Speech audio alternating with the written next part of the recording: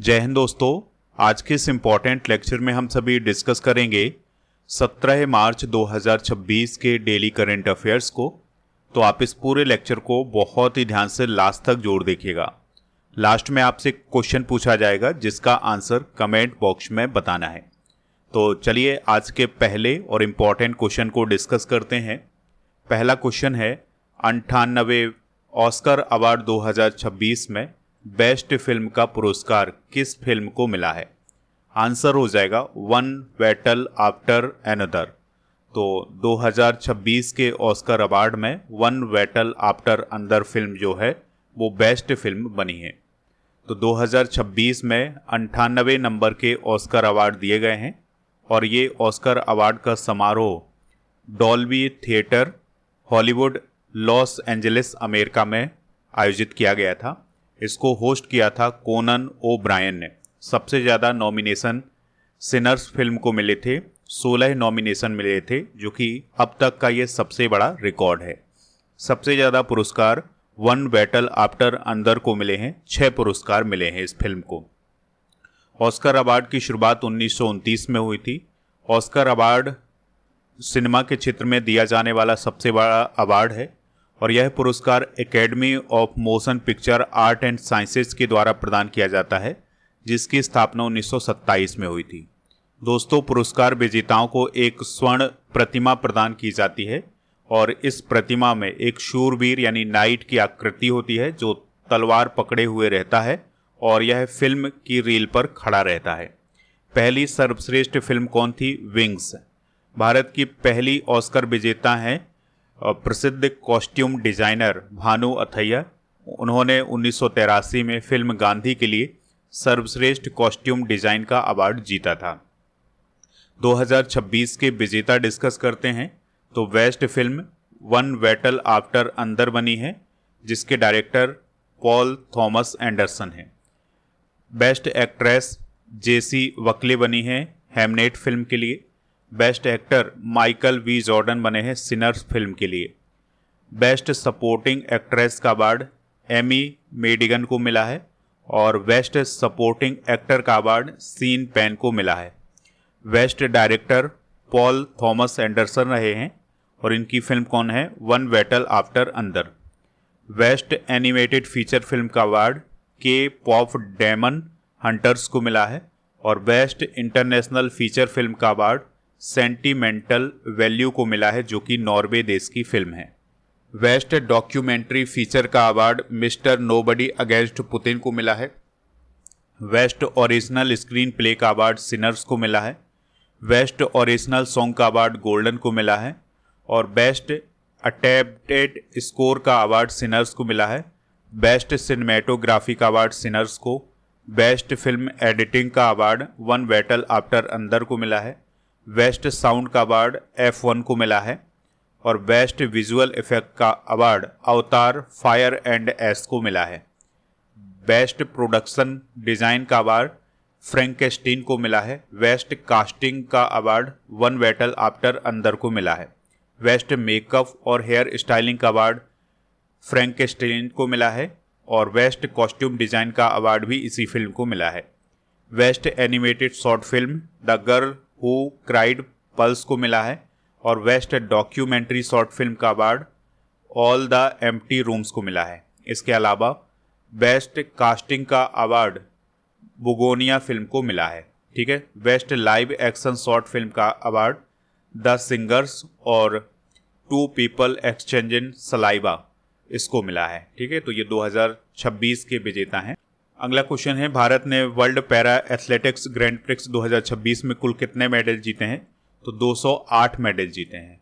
तो नई दिल्ली में आयोजित किए गए world para athletics grand prix 2026 में भारत ने शानदार प्रदर्शन किया है और 208 मेडल जीते हैं, जिसमें से 75 गोल्ड, 69 सिल्वर और 64 ब्रॉन्ज मेडल हैं और मेडल टैली में भारत टॉप पर रहा है। इस बात को भी आप याद रखिएगा।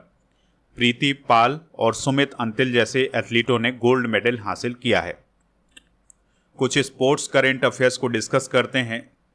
तो भारत महिला हॉकी टीम ने हॉकी विश्व कप 2026 के लिए हाल ही में क्वालिफाई किया है। आईसीसी महिला ओडीआई रैंकिंग में स्मृति मंधाना टॉप पर हैं। टी20 वर्ल्ड कप 2026 को भारत ने न्यूजीलैंड को हरा करके जीता है।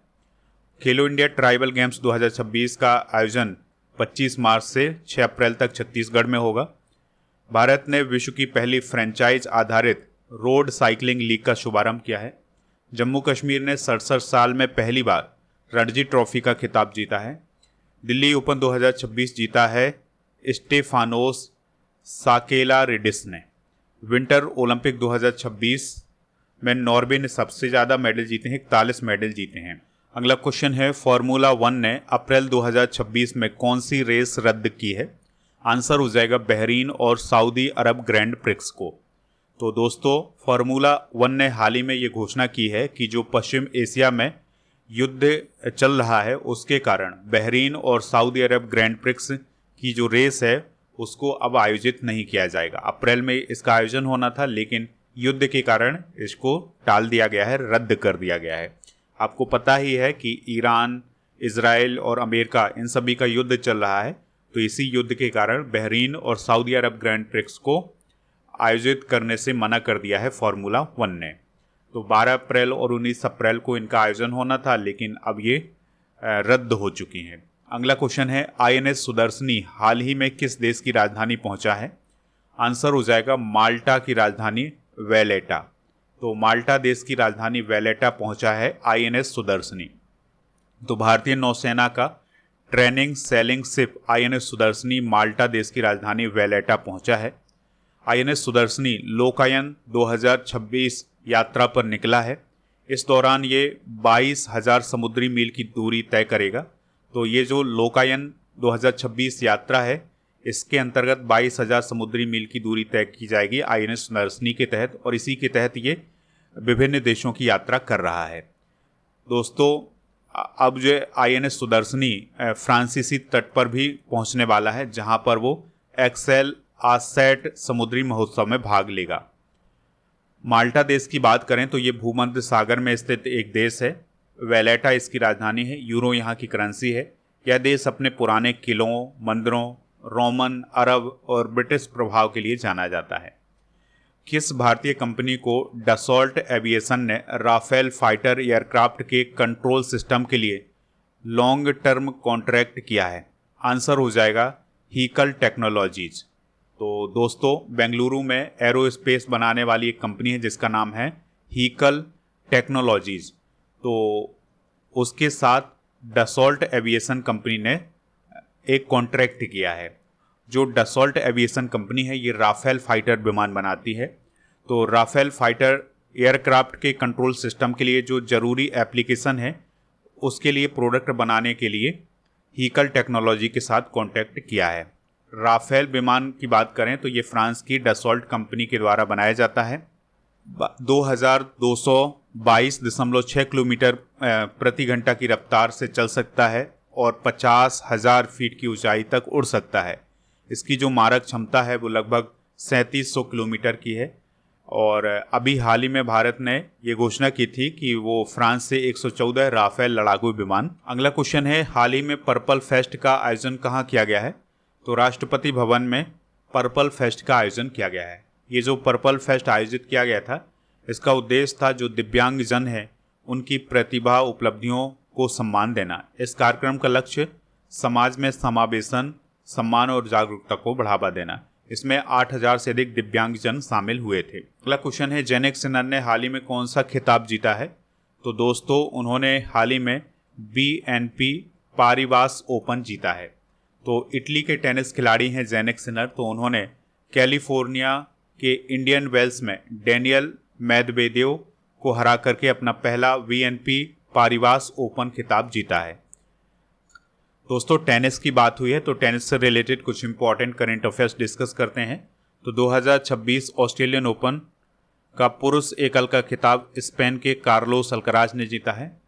कजाकिस्तान की एलेना रिबाकिना ने ऑस्ट्रेलियन ओपन 2026 में महिला एकल का खिताब जीता है। 2025 US ओपन में बेलारूस की आरियाना सबालेंका ने महिला एकल और स्पेन के कार्लोस अल्कराज ने पुरुष एकल का खिताब जीता है। 2025 ATP फाइनल्स का पुरुष एकल खिताब इटली के जेनिक सिनर ने कार्लोस अल्कराज को हरा करके जीता है। WTA फाइनल्स 2025 का खिताब एलेना रायबकीना ने फाइनल में आरियाना सबालेंका को हरा करके अपने नाम किया है। अगला क्वेश्चन है, पोट्टी श्री रामुलु की प्रतिमा कहाँ स्थापित की गई है? तो ये अमरावती में स्थापित की गई है। तो जो आंध्र प्रदेश की कैपिटल है अमरावती, वहाँ पर पोट्टी श्री रामुलु की प्रतिमा स्थापित की गई है। यह एक प्रसिद्ध स्वतंत्रता सेनानी थे, तो इन्हीं की प्रतिमा अमरावती में स्थापित की गई है। इसका अनावरण किसने किया है? तो आंध्र प्रदेश के जो चीफ मिनिस्टर हैं एन चंद्रबाबू नायडू जी, उनके द्वारा इसका अनावरण 16 मार्च को किया गया है और यह प्रतिमा अमरावती के सखामुरु पार्क में स्थापित की गई है और इसकी ऊंचाई है 58 फीट और यह एक कांस्य प्रतिमा है। यह जो प्रतिमा स्थापित की गई है यह पोट्टी श्री रामुलु की 125वीं जयंती पर स्थापित की गई है। इस प्रतिमा को बलिदान की प्रतिमा या स्टैच्यू ऑफ सैक्रिफाइस भी कहा गया है। पोट्टी श्री रामुलु की बात करें तो इन्होंने तेलुगु भाषी लोगों के लिए एक अलग राज्य की मांग की थी और जब उन्होंने मांग की थी तो उन्होंने आमरण अनशन किया था और इसके बाद 15 दिसंबर 1952 को उन्होंने अपने जीवन का बलिदान दे दिया था। इसके बाद आंध्र प्रदेश राज्य का गठन हुआ था, यानी कि वो तेलुगु भाषी लोगों के लिए एक अलग राज्य की मांग कर रहे थे और वो अपनी मांग पूरी करवाना चाहते थे सरकार से, लेकिन उनकी मांग जब तक पूरी होती तब तक उनका निधन हो गया था और उनका निधन अनशन करते हुए हुआ था। ठीक है, फिर इसके बाद आंध्र प्रदेश राज्य का गठन हुआ था। आंध्र प्रदेश भाषा के आधार पर बनने वाला भारत का पहला राज्य था, ये बात भी आपको पता होनी चाहिए। हाल ही में स्थापित की गई प्रतिमाएं डिस्कस करते हैं। तो न्याय की देवी की नई मूर्ति सुप्रीम कोर्ट में स्थापित की गई है। लियोनेल मेसी की प्रतिमा कोलकाता में, सी राजगोपालाचारी की प्रतिमा राष्ट्रपति भवन में, भगवान श्री राम की 77 फीट ऊंची प्रतिमा गोवा में, रविन्द्रनाथ टैगोर की प्रतिमा बीजिंग में स्थित भारतीय दूतावास में, महाराजा अग्रसेन की प्रतिमा हरियाणा के हिसार में, जयप्रकाश नारायण की प्रतिमा गोरखपुर उत्तर प्रदेश में, सचिन तेंदुलकर की प्रतिमा वानखेड़े स्टेडियम मुंबई में, सुनील गावस्कर की प्रतिमा वानखेड़े स्टेडियम मुंबई में और अमेरिका के मोंटाना में हाल ही में महात्मा गांधी की प्रतिमा का अनावरण किया गया है 3 मार्च को। अगला क्वेश्चन है, केंद्र सरकार ने हाल ही में किस पर्यावरण कार्यकर्ता पर लगाया गया NSA हटाया है? आंसर हो जाएगा सोनम वांगचुक। तो दोस्तों, केंद्र सरकार के द्वारा पर्यावरण कार्यकर्ता सोनम वांगचुक पर जो नेशनल सिक्योरिटी एक्ट यानी NSA लगाया गया था उसको हटा लिया गया है। सोनम वांगचुक पर ये जो NSA लगाया गया था इसके तहत वो 170 दिन जोधपुर जेल में रहे हैं, अब उनकी रिहाई हो गई है। सोनम वांगचुक पिछले साल लद्दाख को पूर्ण राज्य का दर्जा देने की मांग को लेकर आंदोलन कर रहे थे। इसी आंदोलन के दौरान वो अनशन पर बैठे थे और 24 सितंबर 2025 को लेह में हिंसा हो गई जिसमें 4 लोगों की मौत हो गई।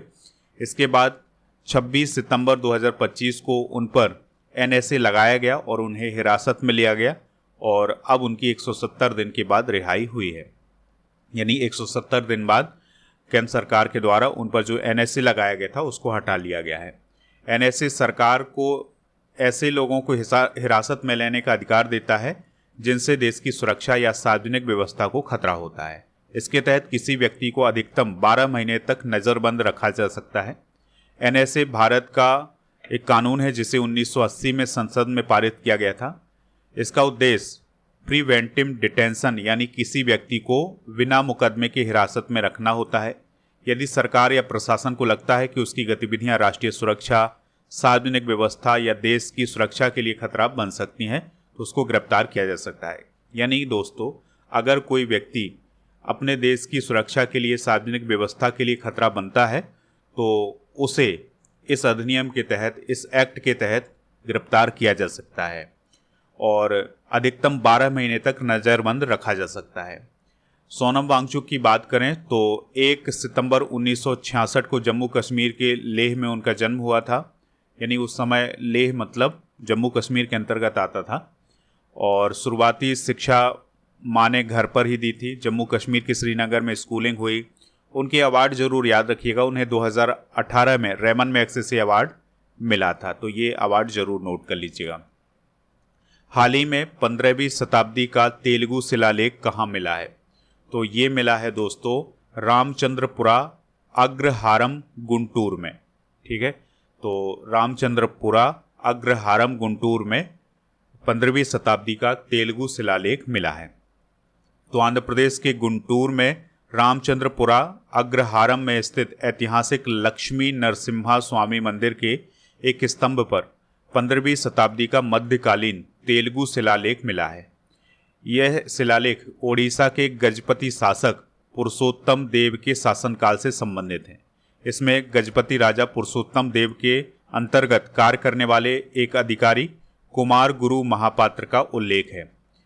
दोस्तों, आप स्टडी करके ऐप को इंस्टॉल कर लें। प्रीमियम कोर्स वाले ऑप्शन पर जाएं, लूसेंट वाले कोर्स पर जाएं, तो यहाँ पर आपको लूसेंट का कोर्स मिल जाएगा। FEV 600 कूपन कोड यूज करना है। इसमें फ्री मिलेगा आपको 18,000 से अधिक topic by subject by test series, 12 महीने का मंथली टेस्ट और 12 महीने की मंथली करंट अफेयर्स की ई बुक। दोस्तों, प्रीमियम कोर्स वाले ऑप्शन पर राजा गुप्ता सर का अर्जुन GS फाउंडेशन बैच भी मिल जाएगा। इसको भी ज्वाइन कर सकते हैं। इसके लिए आपको होली 900 कूपन कोड यूज़ करना है। ये वाला कूपन कोड यूज नहीं करना है, होली 900 करना है। इसमें वही सब फ्री मिलेगा जो लूसेंट वाले कोर्स में मिलेगा। प्रीमियम कोर्स वाले ऑप्शन पर बहुत सारे कॉम्बो पैक हैं, इनको प्राप्त कर लें। इसके अलावा मंथली करंट अफेयर्स की ई बुक का कॉम्बो पैक भी आपको इसी ऑप्शन पर मिल जाएगा। टेस्ट सीरीज वाले ऑप्शन पर 12 महीने के मंथली करंट अफेयर्स का टेस्ट, 10,000 से अधिक GK GS के क्वेश्चन का test, computer special test, daily current affairs का टेस्ट और करंट अफेयर्स का मॉक टेस्ट आपको यहाँ पर मिलेगा। और दोस्तों, जो डेली करंट अफेयर्स का टेस्ट है ना, ये काफ़ी यूज़फुल है आपके एग्ज़ाम के लिए, क्योंकि यहाँ पर जब आप टेस्ट देते हैं उसके बाद रैंक भी जारी की जाती है। जैसे 16 मार्च के जो टॉप 10 है वो उसमें अमित है, रंजीत, रौनक, अमित, बादल, गुनगुन, ऋषभ, मनोज, रजनीश, अभय, ये सभी टॉप 10 हैं। दोस्तों, आप ई बुक वाले सेक्शन पर जब जाएंगे तो यहाँ पर आपको monthly current affairs, yearly current affairs, half yearly current affairs की बुक मिल जाएंगी, तो इनको भी जाकर के प्राप्त कर लें। चलिए कल के करंट अफेयर्स को रिवाइज करते हैं। ज्ञानपीठ पुरस्कार 2025 किसे प्रदान किया गया है? R वेरामुथु को। मानस राष्ट्रीय उद्यान में खोजी गई ओस्बेकिया परिवार की नई प्रजाति का नाम किसके नाम पर रखा गया है? जुबिन गर्ग। भारतीय विज्ञान संस्थान की किस प्रोफेसर ने नेवाडो ओजोस डेल सालाडो पर सफल चढ़ाई की है? अर्पिता पात्रा। भारत के 94वें ग्रैंड मास्टर कौन बने हैं? मयंक चक्रवर्ती। भारत का पहला माइक्रो एल्गी आधारित एयर प्यूरिफिकेशन टावर कहाँ स्थापित किया गया है? नई दिल्ली। फोर्ब्स की वर्ल्ड विलेनियर्स लिस्ट 2026 में शामिल सबसे युवा सेल्फ मेड विलेनियर कौन बने हैं? सूर्या मिधा। भारत का पहला पूर्णतः स्वचालित बल्क टर्मिनल कहाँ उद्घाटित किया गया है? हल्दिया। इसरो ने हाल ही में किस संस्थान के साथ MOU पर साइन किया है? एम्स नई दिल्ली। इसरो ने हाल ही में किस इंजन का सफल हॉट टेस्ट किया है? Cryogenic engine 20। 2025 का MP बिरला मेमोरियल अवार्ड किसे प्रदान किया गया है? यशवंत गुप्ता को प्रदान किया गया है। दोस्तों, आज आपको कमेंट बॉक्स में ये बताना है कि भारत की वह पहली व्यक्ति कौन है जिन्हें ऑस्कर मिला था, यानी कि ऑस्कर अवार्ड प्राप्त करने वाली पहली भारतीय कौन है? इसका आंसर आप कमेंट बॉक्स में जरूर दीजिएगा।